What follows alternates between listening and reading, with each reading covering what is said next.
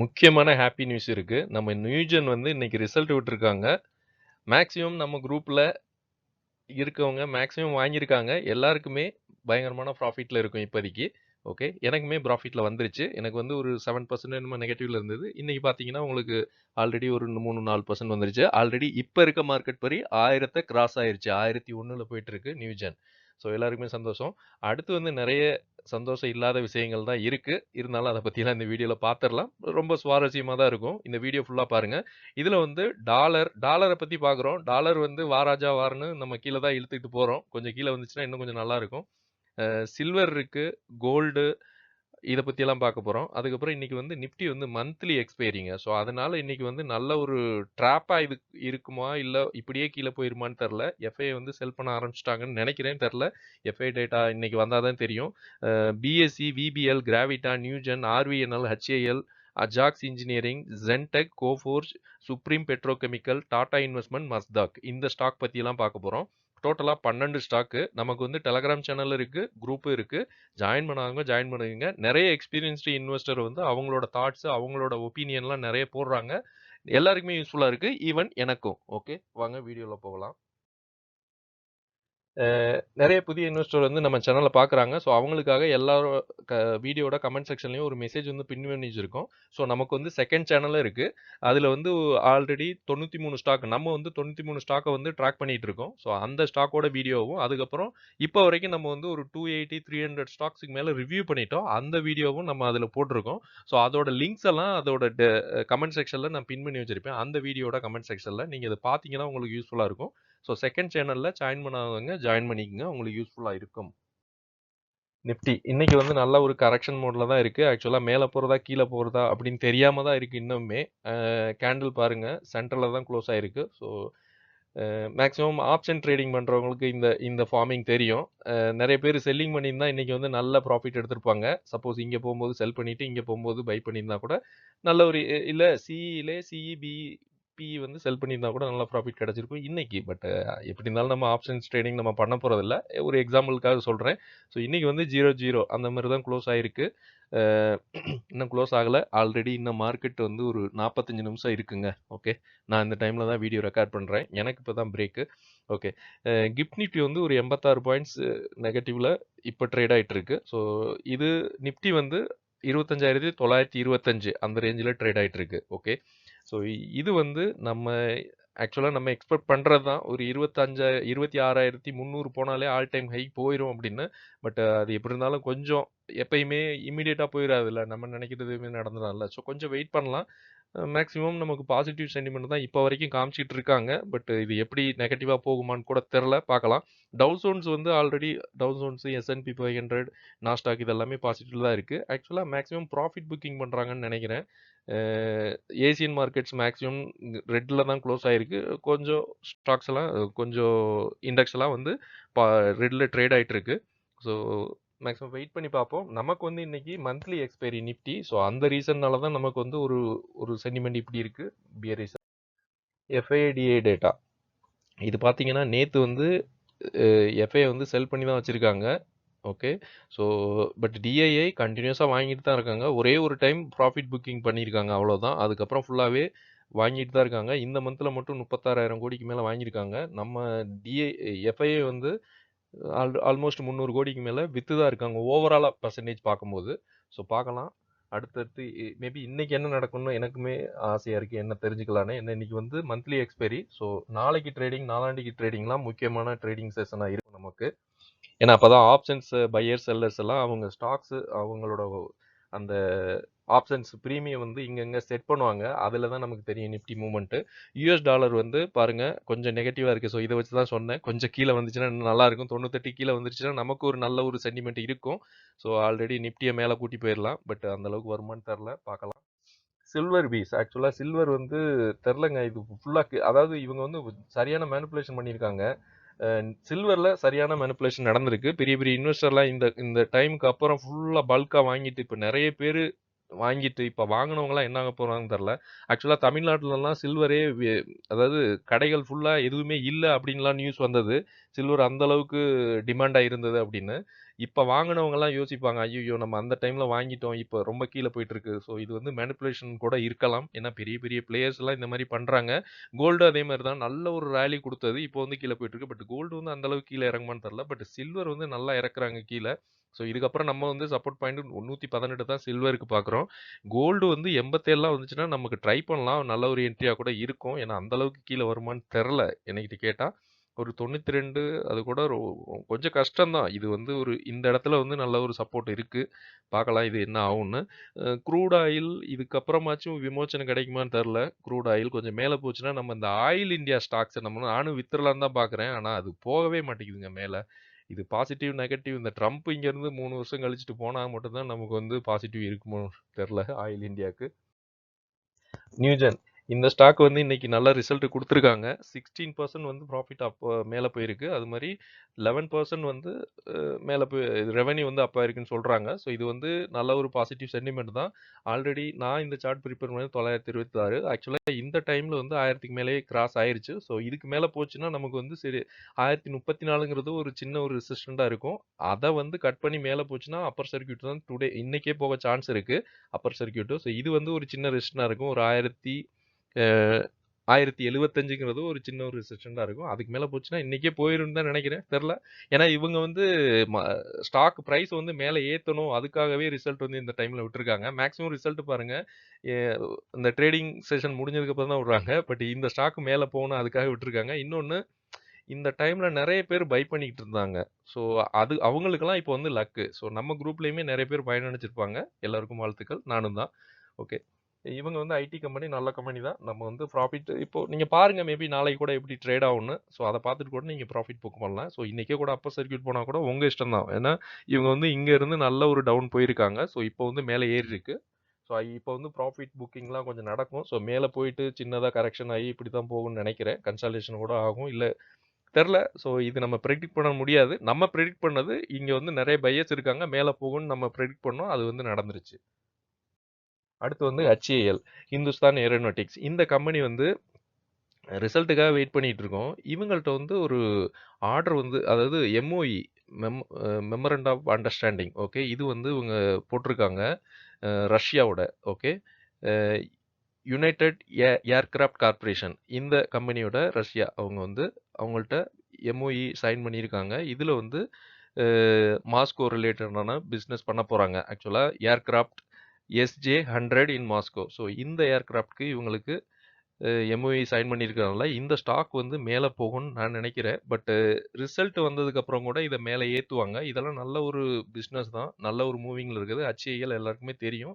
Hindustan aeronautics. So இவங்க வந்து defence மெயினாக பண்ணிகிட்டு இருக்காங்க.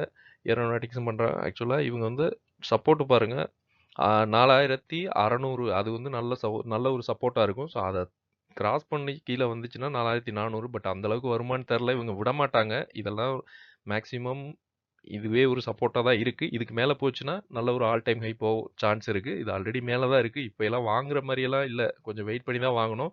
ஒரு 4400 வந்தால் கூட ஓகே. ஸோ கொஞ்சம் வெயிட் பண்ணி பார்க்கலாம். இது வந்து நல்ல ஒரு நியூஸ் வந்திருக்கு. அதை சொன்னேன். அடுத்து வந்து மஸ்தாக். இந்த கம்பெனி வந்து ஷிப் பில்டிங் டிஃபென்ஸில் இருக்காங்க. இவங்க வந்து ரிசல்ட் விட்டுருக்காங்க. ரிசல்ட் வந்து நல்ல ரிசல்ட்டு தான் பாருங்கள். இவங்க வந்து ஆனால் 200 டே மூவிங் ஆவரேஜ் அந்த ரேஞ்சில் ஸ்டார்ட் ஆகிருக்காங்க. இதோட இன்னொரு ஸ்பெஷாலிட்டி வந்து 200 டே மூவிங் ஆவரேஜ் எங்கேயுமே கீழே போகலை. நம்ம வந்து BSE பார்க்குறோம், லைலாட்ஸ் மெட்டல் பார்க்குறோம், மேக்ஸ் ஹெல்த் பார்த்துட்டு இருக்கோம். ஸோ இதுவுமே one of the stock okay மஸ்தாக்கு. ஸோ இது வந்து ஸ்பெஷாலிட்டி 200 டே மூவிங் ஆவரேஜ் கீழே இது வரைக்கும் போகல, பெருசாக மூவ் ஆகலை. இவங்க வந்து ஷிப் பில்டிங் டிஃபென்ஸில் இருக்கிறதுனால இப்போ வந்து ஒரு நல்ல ஒரு ரேஞ்சில் இருக்குது, வாய்ப்பு இருக்க மாதிரி எனக்கு தோணுது. சேல்ஸ் வந்து 6% பாசிட்டிவ் தான் இருக்குது. நெட் ப்ராஃபிட்டும் நல்ல ஒரு பர்சன்டேஜ் தான். பட் ப்ரைஸ் வந்து மூவ் பண்ணல. மேபி இதுக்கப்புறம் சின்னதாக கீழே இறங்கிட்டு கூட மேலே ஏறுமான்னு தெரில. சின்னதாக கீழே இறங்குனா இங்கே ஒரு சப்போர்ட் பாயிண்ட் இருக்குது. ஒரு 2600 அந்த ஒரு அங்கே வந்தால் கூட நீங்கள் வாங்கிக்கலாம், பார்க்கலாம். டாடா இன்வெஸ்ட்மெண்ட் இவங்களுமே ரிசல்ட் வந்து நல்லா கொடுத்தாங்க. பட் ப்ரைஸ் வந்து மேலே போகல. நிறைய பேர் வந்து இந்த இடத்துல வாங்கியிருக்காங்க. நல்ல டாப்பில் வாங்கியிருக்காங்க 1000 அந்த ரேஞ்சில். ஸோ இப்போ வந்து கீழே தான் இருக்காங்க. ஸோ நிறைய பையர்ஸு அதாவது ரீட்டைல் உள்ளே இருந்தால் அவங்க என்ன பண்ணுவாங்கன்னா கீழே இறக்கப்பட்டாங்க அந்த ப்ரைஸை. அதாவது சாரி மேலே ஏற்ற மாட்டாங்க ப்ரைஸை. ஸோ அதனால் நம்ம வந்து அதான் பாட்டம்ல வாங்குறதா என்னட்ட கேட்டா எனக்கு தெரிஞ்சது அவ்வளோதாங்க. ஓகே.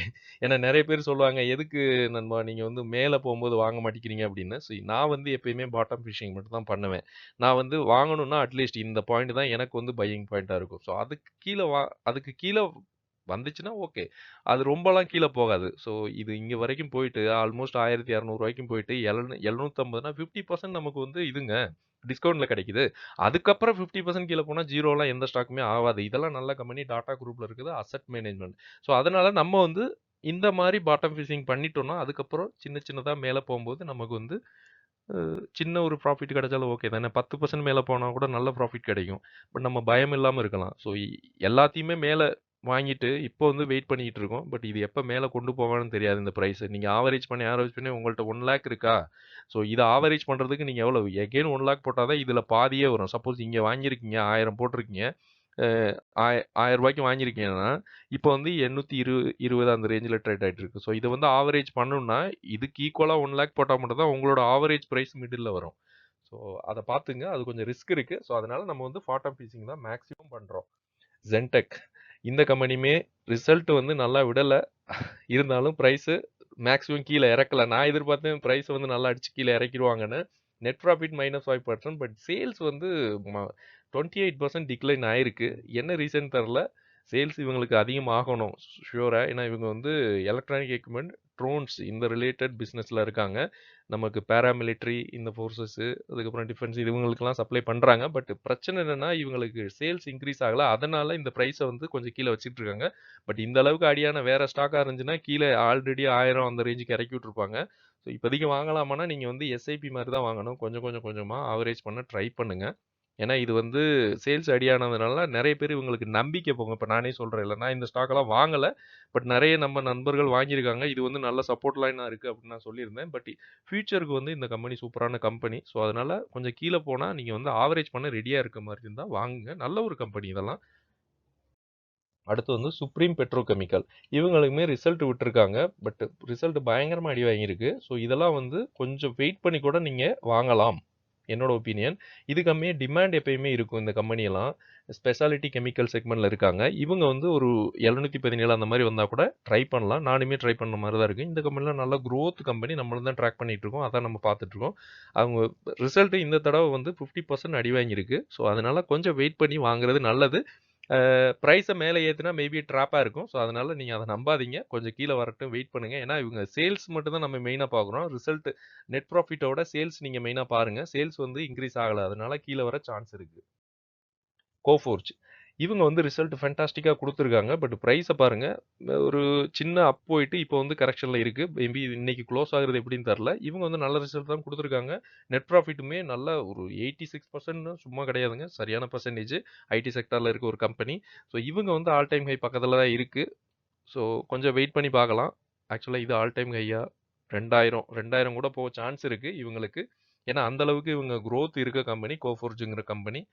கொஞ்சம் வெயிட் பண்ணி பார்க்கலாம். பட் இப்போதைக்கு நியூ என்ட்ரி எல்லாம் கொஞ்சம் பிரச்சனை தான். பட் நிறைய பேர் வச்சிருக்காங்க.